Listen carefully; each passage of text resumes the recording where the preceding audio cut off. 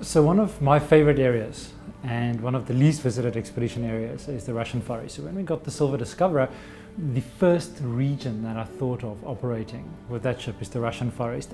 It is one of the most diverse areas that we operate, and the diversity is not only the wildlife, but it's the scenery and it's the different cultures that we encounter. You know, the Russian Far East, or Siberia, Kamchatka, Kuril Islands, Sakhalin, it's a vast area, and we operate June through till end of August, beginning of September in the area. It's visiting places like Kamchatka, the peninsula, as well as North Kamchatka, the Kuril Islands, Sakhalin, and the Sea of Okhotsk.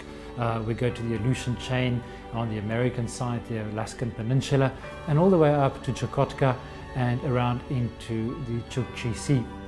To get to these places, not as difficult as you would imagine. You know, we fly into places like Otaro or Hakodate in Japan, or Nome, Alaska, and those are the starting and end points for us, as well as Anchorage in Alaska on these expeditions. But it really is the diversity that attracts me to the Russian Far East. You know, from the Koryak people, the Chukchi people that we encounter at villages like Mainapolgino village or Uelin village, where we encounter the subsistence hunters. You know, the other day we came up to Uelin village, and we were the first ship to visit the village in probably about 4 or 5 years.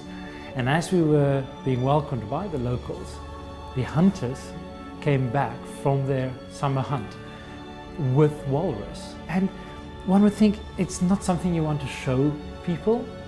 However, it's so part of the experience, it's life. And it was a fascinating look into the life of these communities that we get to visit. But on the other side of the spectrum, the Russian Far East is also more commonly known as Siberia. And this is where, if you think back and what you know of Siberia, you think back of it, and this is where the Russians sent their soldiers. To this day, there's a huge Western Russian community in places like Providenie or Petropavlovsk or Nikolskoye village on Commander Island.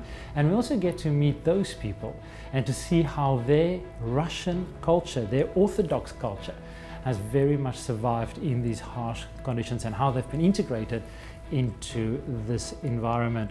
I absolutely love the wildlife. Very few places on Earth will give you the diversity in terms of wildlife than the Russian Far East. You know, it is from the 250 different bird species, many of which are completely endemic.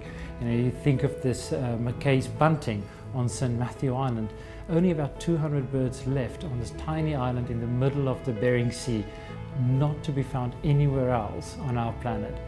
And it is kind of cool when you get onto St. Matthew's Island and you're looking at this bird and you know that you're one of a handful of people ever to see this little bird. You know, to go on a Zodiac and be amongst 2,000-3,000 walrus, or see 1,000-1,500 walrus hauled out on a beach, to see a pod of grey whales cleaning themselves in the shallows offshore, it is very special. To be able to drop our Zodiacs and go play with humpback whales breaching off Atlasova Island, or to see a pod of 100-150 orcas and just having the captain skillfully maneuver the Silver Discoverer and following these whales without being intrusive and just being part of their existence. It's something that you can't describe, and it's something that you will not find anywhere else than the Russian Far East. It also offers us a great opportunity for hiking. Many of the destinations that we visit are getting more restricted and restrictive in what we can do at these destinations. It's very difficult to get the permits to go to the Russian Far East, and it takes us anything from a year to 18 months to get our permits, because where we operate are military restricted zones. And less than 500 people a year will get to go to these destinations, which are completely uninhabited. And often we are hundreds of miles away from the nearest population. And therefore we can do, once we have the permits, we can do whatever we want to. There is nobody else there. There are no other ships out there. It's just us and nature. And therefore we can just pull into a bay and drop the Zodiacs and take people ashore and go on hikes, whether it's a short 1-hour hike or a longer cross-peninsula 15-20 kilometer hike. These are the kind of experiences that we can have. One of my favorite things to do in the Russian Far East is just to go into a fjord in the evening because the distances allow for it.